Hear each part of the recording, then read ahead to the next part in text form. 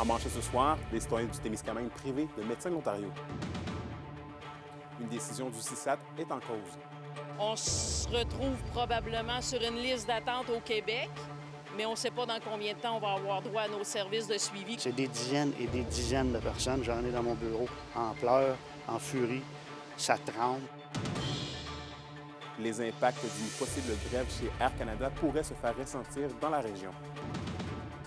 Et bientôt, au nouveau parti politique à Rivière-Évan.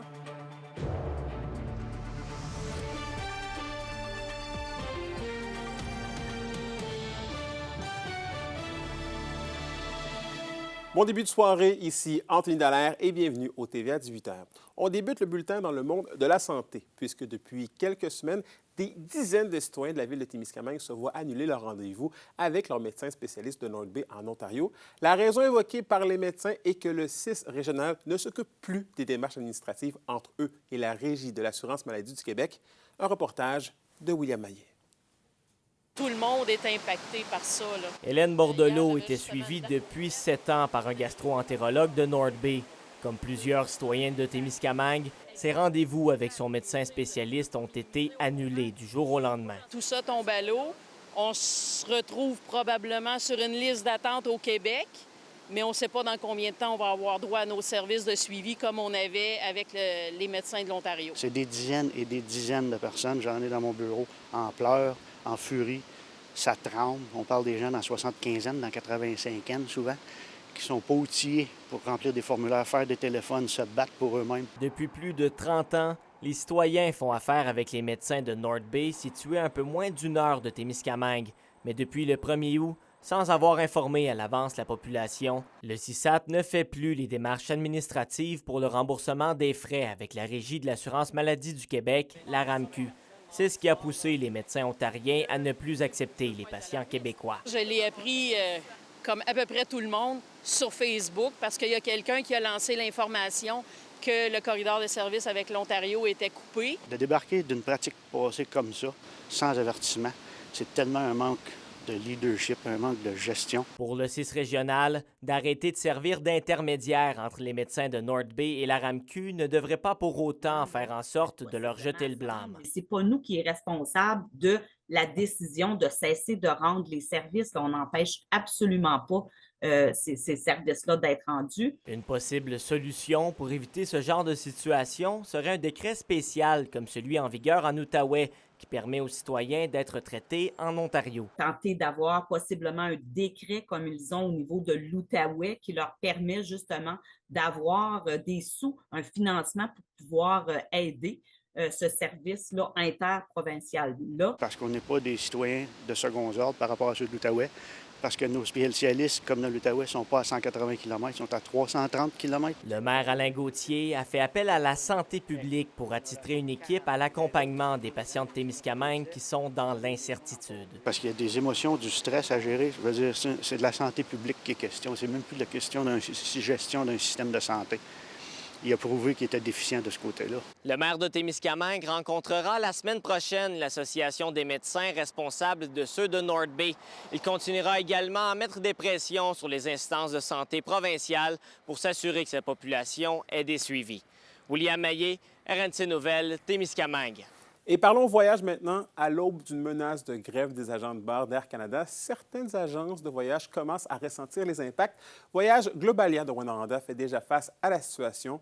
Olivier Morin nous explique.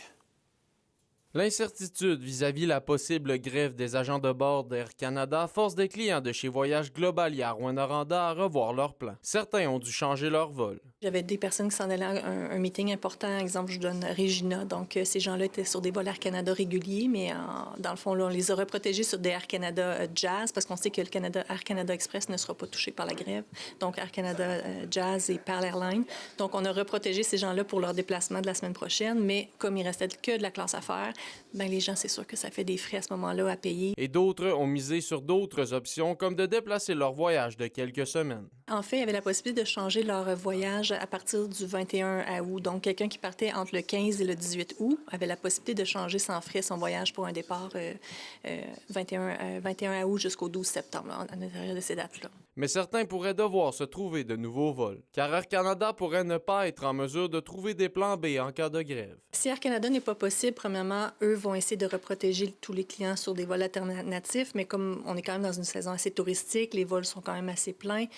Si jamais ils ne sont pas capables de le faire, bien, ils vont rembourser les billets, puis à ce moment-là, les gens vont nous appeler, ceux qui ont fait affaire avec nous, on va pouvoir leur rebooker d'autres vols. L'agence travaille également à aider les clients qui pourraient demeurer coincés dans le pays où ils se trouvent. On est capable de faire ça aussi, de les assister pour des hébergements, tout ça. Et puis, bien, avec l'Office de la protection du consommateur, ils sont en règle après pour faire les réclamations là, pour les frais anticipés là-bas dû à un retard ou une annulation de vol. Malgré la menace de grève qui plane, la directrice générale de Voyage Globalia a bon espoir qu'une entente survienne d'ici ce soir minuit. Olivier Morin, RNC Nouvelles, Rwanda. Vos réponses à la question du jour TVA. Une présentation de la Clinique infirmière Nord-Ouest présente partout dans la région. Notre équipe peut vous recevoir pour un bilan de santé, une infection, le suivi de maladies chroniques et plus. Contactez-nous pour plus d'informations ou visitez notre site Web.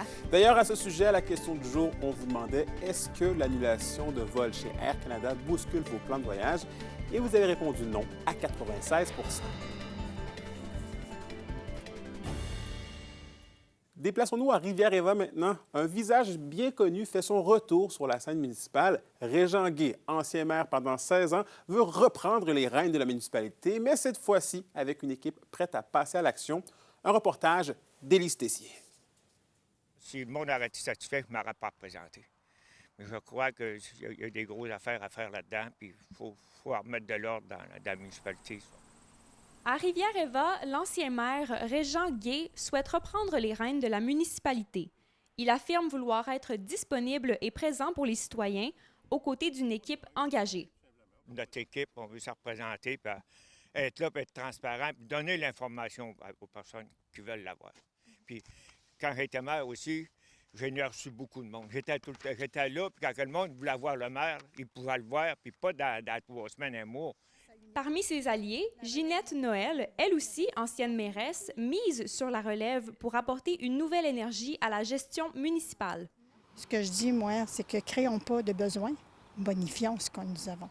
On a quand même des bonnes infrastructures, on a des choses à faire. C'est de voir les dossiers, qu'est-ce qui était avancé. Mais on a quand même l'expérience aussi au niveau régional. On va les transmettre à la jeunesse pour qu'ils puissent s'impliquer dans les dossiers. Plusieurs enjeux préoccupent la nouvelle équipe. Des délais jugés trop longs pour les permis de construction, une hausse de taxes et un manque d'écoute de l'administration actuelle. Les candidats souhaitent plus de transparence et une meilleure communication avec les citoyens. On avait un bel accueil. On n'a plus ça, on n'a plus rien de ça. Il y avait la Maison des jeunes qui était opérationnelle. Il n'y en a plus. Les 3/4 des comités qu'il y avait il y a quelques années, il n'y a plus rien qui bouge depuis les dernières années. Il y a eu de la négligence, j'imagine. Ben non, peut-être un manque d'intérêt. Tu sais, on est de Rivière-Éva. Moi, j'ai été Rivière-Éva tatoué sur le cœur. On travaille dans le but de développer ça. Puis ça commence avec la relève. Les jeunes, si on peut les impliquer, si on peut les garder proches, mais automatiquement, il y a un sentiment d'appartenance.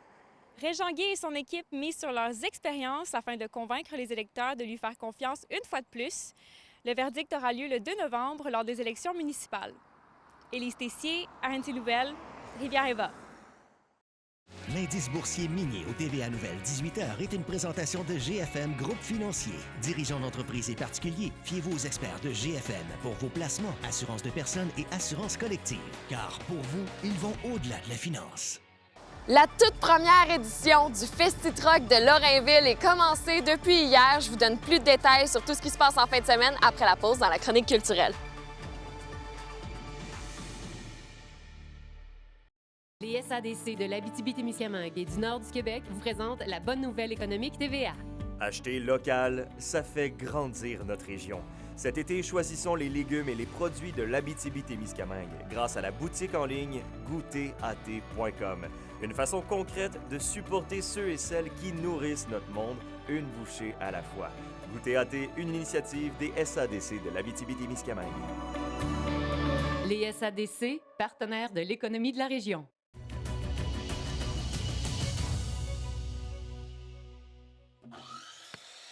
Tu veux faire ça?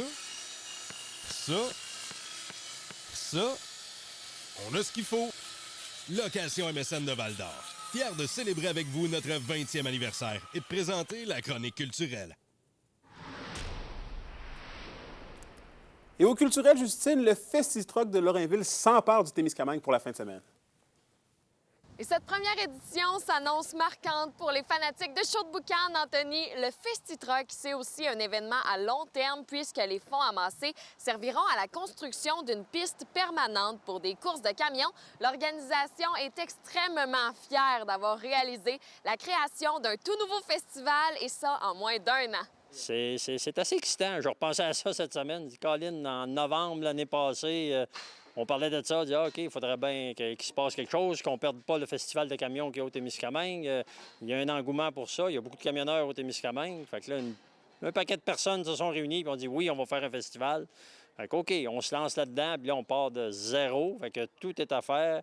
Les commanditaires, les démarches pour s'incorporer, trouver des membres autour du festival, parce que ça ne s'organise pas tout seul. C'est moi qui est ici aujourd'hui, mais on est une dizaine qui travaillent d'arrache-pied. Vous en voyez en arrière là, qui travaillent ou qui font semblant de travailler pour les bien-être de la caméra.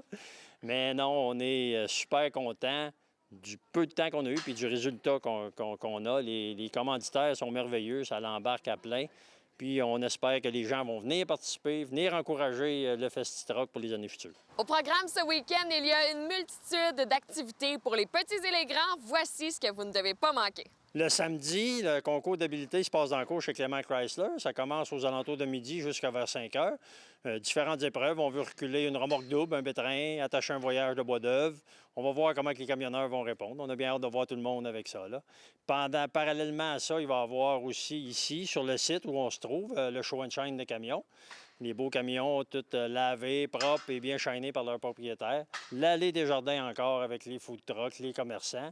À l'intérieur du centre Richelieu, on va installer des jeux gonflables pour les enfants. C'est gratuit, vous avez accès, il n'y a pas de problème. Amenez vos enfants, la famille. On va avoir un container aussi d'arcade puis un simulateur de conduite de camion. Ça va être présent sur le site, fait que les gens vont pouvoir essayer ça. On a aussi, au garage municipal de Lorrainville, en sortant de Lorrainville vers Béarn, une danse de tracteurs, des camions, des tracteurs antiques, des Massey Ferguson. Les gens qui viennent de la région de Embrun, en Ontario. C'est un 7 carrés de tracteurs avec un caleux là, pour les plus âgés, là, ceux qui se rappellent de ça, là, les 7 carrés dans les soirées. Et bien sûr, sans oublier les spectacles, ce soir, c'est la Chicane et le band de Témiscamien, Illusion, qui inaugureront la scène du festival. Et demain, vous retrouverez sur la scène Travis Cormier, suivi d'un hommage à Guns N' Roses. J'ai rencontré le bassiste du groupe Illusion et ils sont impatients de fouler les planches du Festi-Truck. Voici ce qui vous attend dans leur spectacle de ce soir. On essaie de se diversifier, de jouer un peu de pop, d'autres choses pour aller chercher le plus de monde possible. Mais en général, on joue beaucoup de Metallica, de Guns, du Motley Crue un peu, du Def Leppard, c'est des classiques-là que le monde aime entendre, du AC/DC aussi. C'est beaucoup là-dedans. On est vraiment content de pouvoir jouer dans des plus gros festivals comme ça, puis c'était exactement ce qu'on recherchait. Là. Puis il y a une fierté un peu de jouer devant les Témiscamiens, devant le monde qu'on connaît, puis qui nous ont comme vu un peu grandir, si on peut dire. Fait que c'est bien le fun. Camping, canot, pêche, plage, forêt et la paix. C'est ce qu'on retrouve ici dans la réserve faunique de la Vérandrie avec plus de 4000 lacs. Ici, là, c'est vraiment le paradis des pêcheurs. Alors aujourd'hui, on s'en vient découvrir les nombreuses richesses de la Vérandrie au camping Baie des Sables. Le paradis du canot-campeur et du pêcheur se trouve ici, chevauchant les régions de l'Outaouais et de l'Abitibi-Témiscamingue. Et pour les campeurs, la Vérandrie compte plus d'1 millier d'emplacements pour vous accueillir. Et chaque automne, les chasseurs se retrouvent ici, dans ce grand terrain de jeu presque infini. Joanne, si on commence avec la base, là, c'est quoi une réserve faunique? Une réserve faunique, très bonne question. Bien, c'est un territoire faunique où on pratique des activités de chasse, de pêche, de plein air. C'est vraiment des territoires là, qui sont aussi multi-usages parce que dans le réseau de la CEPAC, bien, il y a les parcs nationaux, puis il y a les réserves fauniques. Et je pense qu'une des activités les plus populaires, c'est le canot-camping.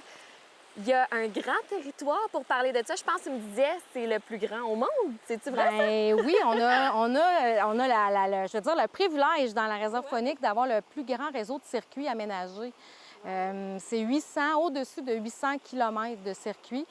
Un circuit, quand on parle d'un circuit aménagé, c'est vraiment un itinéraire qui a été préétabli avec des emplacements de camping déterminés. Donc, les gens peuvent faire un circuit, mais quand ils arrivent d'un point à l'autre, bien, il y a quand même un site qui est aménagé pour eux. Et au niveau des autres activités qu'il y a dans la réserve faunique de la Vérandrie, mettons la pêche, peut-être de faire du paddleboard, du kayak dans les campings, est-ce que c'est quelque chose qui est assez adapté pour les familles, tu dirais? Bien, on a différents... L'offre de camping est très variée dans la réserve faunique. Donc, c'est sûr qu'ici, on se trouve à la baie des Sables. Donc, il y a un peu plus de commodité, je pourrais dire. Donc, on a un bloc sanitaire, on a un aménagement de jeux pour les enfants, les familles. On a de l'hébergement qui va du camping rustique au prêt à camper. Donc, c'est des produits qui sont différents selon le besoin de la famille. Mais on a des campings qui sont très, très loin en forêt, puis les gens doivent être autonomes à 100 %. Tu l'as mentionné un petit peu avec les prêts à camper, mais quelles sont les autres offres d'hébergement que vous offrez? On a les chalets. Donc, vraiment, notre offre chalet est très... elle est dispersée dans la réserve faunique. Donc, c'est plein de petites, je pourrais dire, des petites pourvoiries. Ouais. Un petit peu partout sur le territoire avec différentes grosseurs de chalets. Donc, ça peut aller de 2 à 8-10 personnes dans un chalet. Donc, on retrouve ça aussi. Puis, bien, tu sais, ça permet d'avoir beaucoup moins de bagages avec nous. Donc, les gens qui optent pour ce type d'hébergement-là, bien, tout est inclus dans le chalet. Donc, on arrive avec seulement nos petits bagages personnels, notre glacière, puis le restant est fourni dans le chalet. Donc, c'est vraiment une belle option, là. Et Joanne, je termine en te demandant pourquoi c'est important, selon toi, pour tout le monde de venir un petit peu profiter de la nature? Ah, la nature, ça fait du bien. Ça fait du bien à l'âme, ça fait du bien au corps. Prendre l'air, prendre le soleil, laisser notre téléphone dans la voiture, puis juste apprécier la nature, apprécier ce que la région de l'Abitibi-Témiscamingue a à nous offrir. Ah oui, c'est vrai que ça fait du bien. Ça fait juste quelques heures que je suis ici, je suis complètement zen. Hey, merci beaucoup, Joanne. Merci.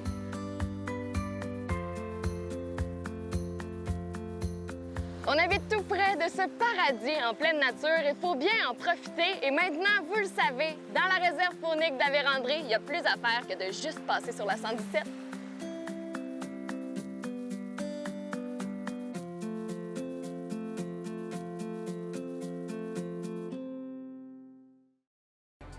Quoi savoir du début du camp d'entraînement des Foreurs de Val-d'Or? Soyez avec nous au retour. On vous dit tout ce qu'il y a à savoir sur les nouvelles recrues de l'équipe en vue de la saison régulière.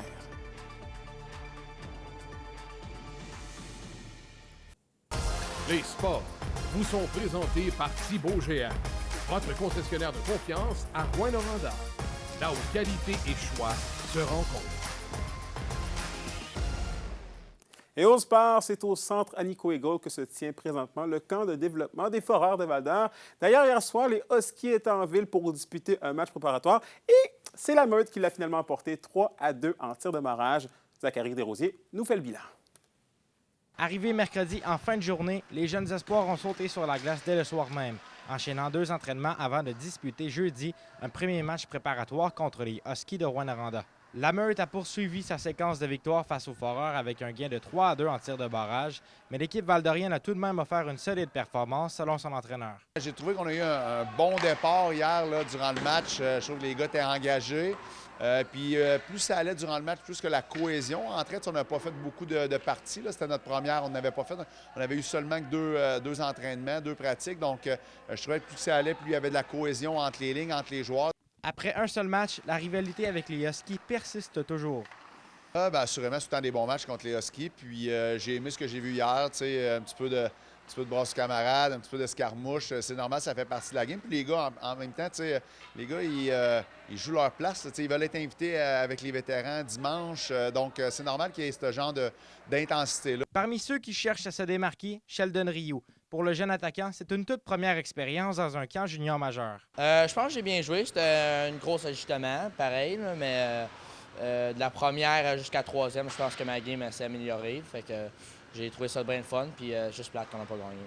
Rioux visait d'abord un parcours exclusivement aux États-Unis, mais un changement de règlement lui a ouvert la porte vers la LHJMQ. J'ai toujours voulu jouer universitaire aux États-Unis, fait que je pensais jamais venir ici, mais quand la règle de la CHL a changé, mais j'ai commencé à parler avec les Foreurs, puis Regarde, là, je suis encore au camp d'entraînement, là, mais ce serait très le fun de jouer dans la Ligue junior majeure. Ce soir, les Foreurs prendront la route vers Rouyn-Noranda pour y disputer un deuxième match. 8 nouveaux joueurs absents la veille feront leur entrée dans la formation afin que tout le monde puisse se faire valoir. Les premières coupures sont prévues samedi midi. Évidemment, on veut voir tout le monde, on veut donner l'opportunité à tout le monde de jouer. Donc ce soir, on va entrer ces 8 personnes-là dans le line-up. Puis il y en a d'autres qui vont rejouer. Puis on essaie des nouvelles combinaisons aussi, voir est-ce que les gars sont mieux à l'aile, au centre. Donc on veut essayer d'autres choses. Un bon test pour ces jeunes joueurs qui espèrent porter le chandail vert et or dès la saison 2025-2026. Zachary Desrosiers, RNC Nouvelles, à Val-d'Or. Pour une nouvelle importante à nous communiquer, contactez-nous, nouvelles au pluriel, @rncmedia.ca, par téléphone au 1-866-463-4636 et notre site web tvaabitibi.ca.